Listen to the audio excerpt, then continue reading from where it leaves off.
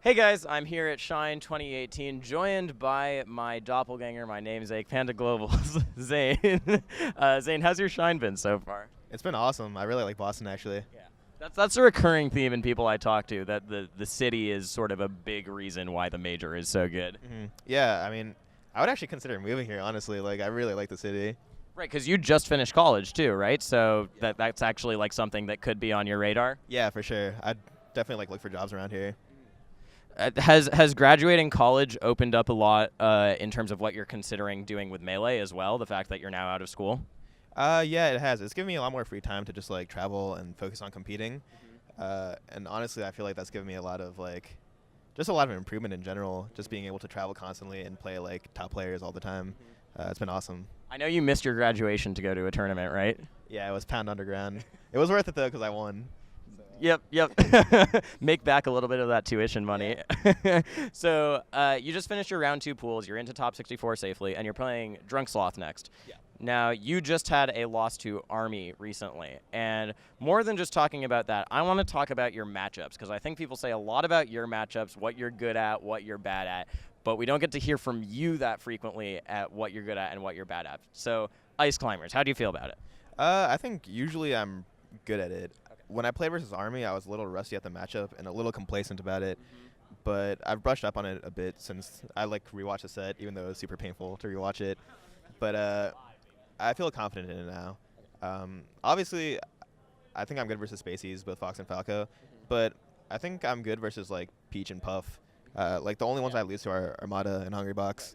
And I've gotten close. Like I won Game 5 with Hungrybox at SmashCon, and then last game against Armada at Evo. Okay, so that brings us to 2 that you haven't mentioned. Actually, 3. So a lot of people say you're very good at Sheik, but you've also suffered losses to, notably in region, Junbug has a pretty, at least for a player of that caliber, he's ranked mid-30s, 40s. He overperforms, one would say, against you. How do you feel about Sheik in general, and why is June specifically so good at the matchup? I think I'm really good versus Sheik, just from playing June, honestly. I think he's the best Sheik versus Marth, in the world. He's just so good at the matchup and just has more knowledge than anybody else. Pup is obviously a better player, but June just knows how to take down Marth, and being able to beat June for me is honestly it's been one of the hardest things in Melee for me.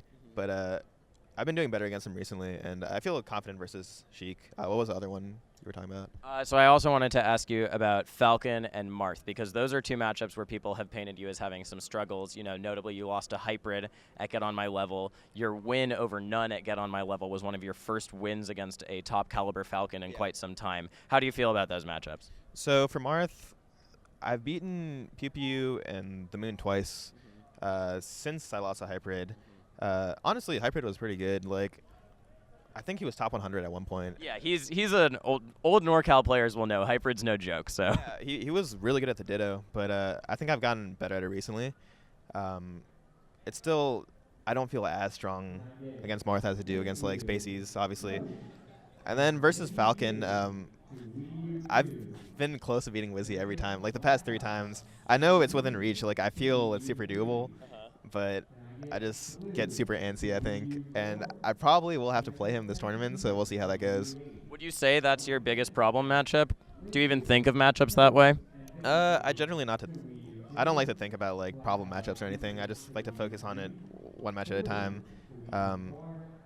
Honestly, I get more nervous about I was supposed to play Biz this tournament. Right. Yeah. Just matchups where I have no perception of what to do, and it's a little scarier, but I didn't have to play Biz this tournament, so maybe I got a little lucky. Okay, cool. I want to ask one more thing about June, too, because I've talked to Rishi a good amount about June, and something that we talk about all the time is, June was the best player in PM for a really long time. He has an amazing, amazing neutral that has carried over, and some of the flaws in his gameplay come through in his punish game and being able to take that to the furthest. Do you think that the fact that the Marth Sheik punish game is fairly simple for Sheik to execute has anything to do with him being good at that matchup, or is it just separate from that? I think it's also him playing the matchup a lot. Okay. Just through friendlies, he's been able to just get a really good punish game. Whereas against Spaceys, I guess he hasn't played too much against top level Spaceys. So he's good at tech chasing, but he's not I don't think he's like face roll level or spark level. But I actually think June, like, he's one of the smartest players I've ever played, and I think if he put like a little more effort into his execution and punish game, I think he could just be like a real top level player. Cool. Yeah. Okay, so speaking of biz, you tweeted yesterday that you were afraid of getting bizzed on. Yeah. And I wanna talk about this as part of a larger trend, which is since you came into the public eye, so to speak, since you made your ascension to top 15, top 10 player, your Twitter has taken a wacky and wild turn. Yeah. Was that a conscious choice to adopt the Twitter persona you now have? Dude, I don't even know what I'm doing on Twitter. Like, I don't know how to use Twitter. I just tweet whatever I think is funny in the moment, and it's just like really sporadic and all over the place. So I think people have like a hard time like seeing who I actually am through my Twitter, which I think is just actually just funny. You don't want to show people too much of who you are through Twitter? No, I don't think it's like the best medium for that, honestly. I mean, I have fun tweeting silly things, so I'm just gonna keep doing that. I think most people can tell that it's mostly in jokes. I hope so. You're like, you use like 6 exclamation points and stuff. It's pretty obvious. So okay, but you said it's not the best medium for it. When we had you on Analog, we talked about your personality and you not really getting to show a full range of who you are to people. And you mentioned that you wanted to start streaming more and show people who you were. Is that still a goal for you? Honestly, I've been pretty lazy about that. I need well, the summer of Smash has been pretty hectic in terms of just traveling all the time. Mm-hmm. So when I get home, I don't really the last thing I really want to do is start streaming, which is why I have respect for people like Mango who just he's on the grind all the time, even after constantly competing. But I think after the summer and this tournament, there'll be like more downtime and fewer majors. So I will stream. Yeah, that's gonna happen. Yeah. Okay, we'll hold you to that. Do you find it? I know a lot of people say that when they're streaming, it makes it harder for them to get good practice. I talked to Toussaint actually yesterday, and he said that streaming helps him practice more because he has to be serious for people on stream. When you have streamed, which way does it go for you? I feel the opposite. Yeah.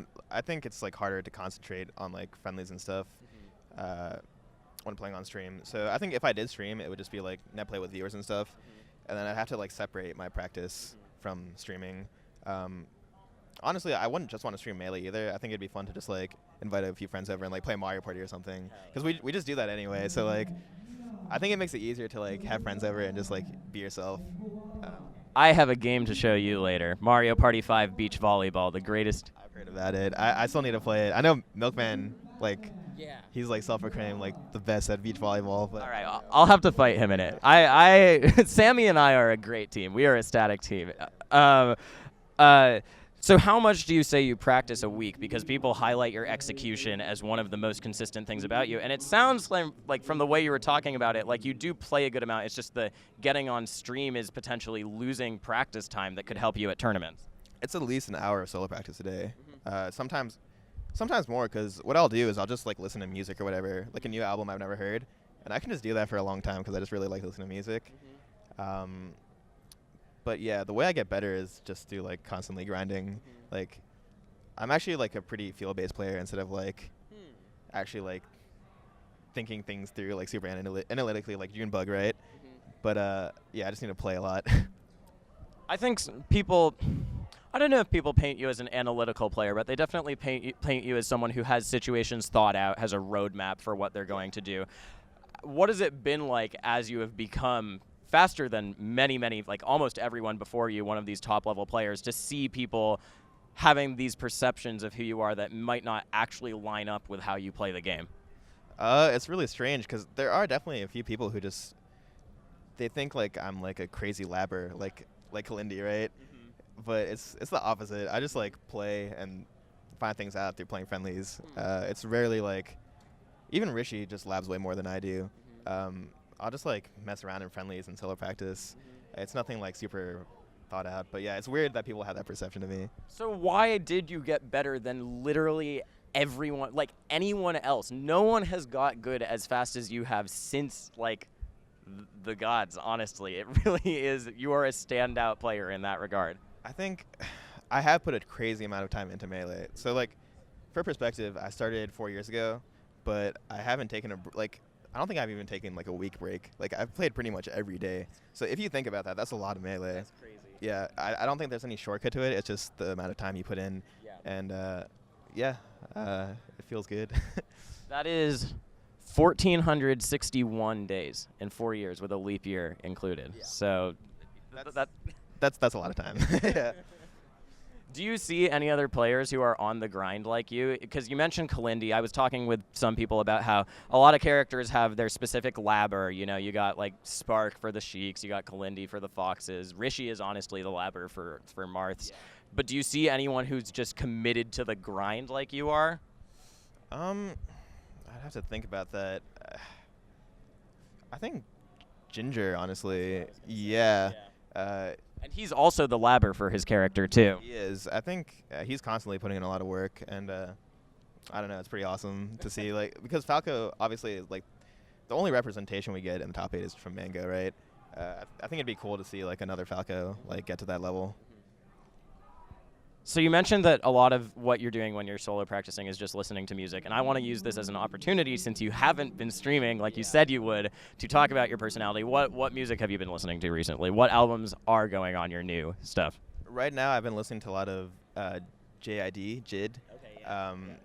It's not like a super new album, but it's called Never, or The Never Story maybe. I really like that one. Okay. That's what I've been bumping recently. What else?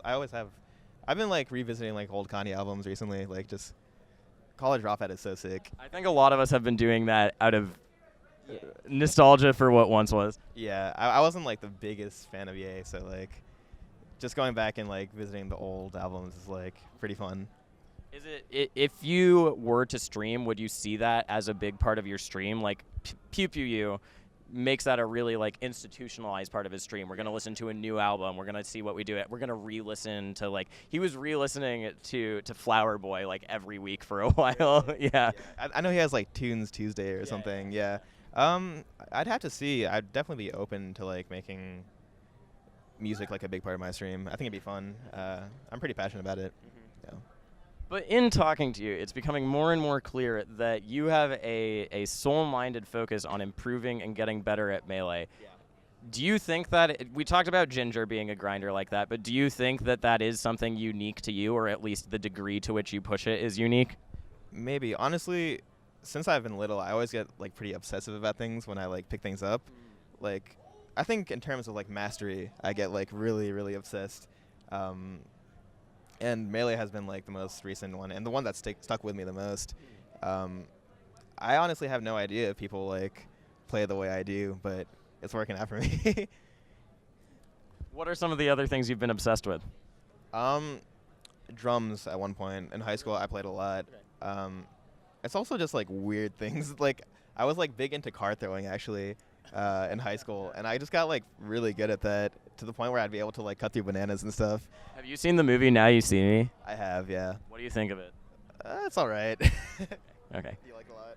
It's the dumbest movie. I've seen that movie so many times. It's so fun and stupid. Yeah. It's all right. Yeah, okay. I'm not gonna pressure you on that. I'm not gonna pressure you on that at all. One last thing I want to talk about is I talked to Rishi about this too, which is helpful for a look into your mentality since you guys talk a lot. And he mentioned that at Gommel, one of the reasons you might have gotten upset against Hybrid is once you had secured that top 10 placing, once you had that summit, the pressure to perform was something you felt a lot. Do you want to talk about that a little bit? Yeah, it definitely was a new type of feeling. I think I felt it similarly after Big House 6 when I beat Plup. I had like a pretty, like really bad, but it was a lackluster Genesis right after. And a kind of similar thing happened after Summit where I had this new expectation of like people are like watching me more than ever before. And that's why like round 1 pools just became like 10 times more. Just like I was really, really nervous. Yeah. I think that set versus Hybrid, like the last game was the most nervous I've ever played in tournament. Wow. But I've learned to cope. Like after that, I learned to cope with it more. I don't get as nervous unless I play Wizzy. But yeah, I'm learning to deal with it. Could you see it? Let's say at this tournament you beat Hungrybox. Do you think that that's something that could return to you if you were to have another huge win like that, or has it sort of gone away because now you've made top 10, you've made the final real hurdle into the most notoriety you'll have? I hope it goes away. I can't say for sure, honestly. Yeah. But right now I feel okay. That's good to hear. I think a lot of people are hoping for you to do well at this tournament, hoping for you to close out that game 5 against Hungrybox. Okay, who is number 1 on your hit list? That's the last thing I want to say. Hungrybox. Yeah. Okay. Okay. That makes sense. Thanks so much for the interview. Any last words? Anything you want to say before we finish out? Yeah. Follow me on Twitter. Oh wait, I should be able to. Sorry, I didn't hold the mic. Yeah. Follow me on Twitter at PG_Zain. It's pretty funny. It's all right. Zane tweets like a 12-year-old who just discovered Twitter for the first time and also happens to be the best solo Marth main in the entire world. I couldn't have said it better myself. Yeah. But yeah, hopefully I'll start streaming soon. My Twitch is Zain SSBM, so if you want to drop a follow, that'd be cool. Hopefully I'll start after Shine. I'm going to stream. Yeah. Do you want to shout out Panda Global? Yeah, thank you. Shout out to Panda Global. It's been really awesome to like get to travel a bunch. Just like getting these opportunities to like go to every major and like play against top players has been really, really awesome, and I appreciate them for it. I do too. I love Panda Global. So they treat their players very, very well. Thank you again for the interview, Zane. I really, really appreciate it. Thank you guys so much for watching. Stay tuned for more content from Shine 2018. If you're interested in supporting me, you can check out my Patreon in the description below, get exclusive benefits, behind-the-scenes stuff, and determine who I talk to at these majors. That's something you can do. Be my producer. All right. Thanks, guys, so much for watching, and stay tuned for more content from Shine 2018.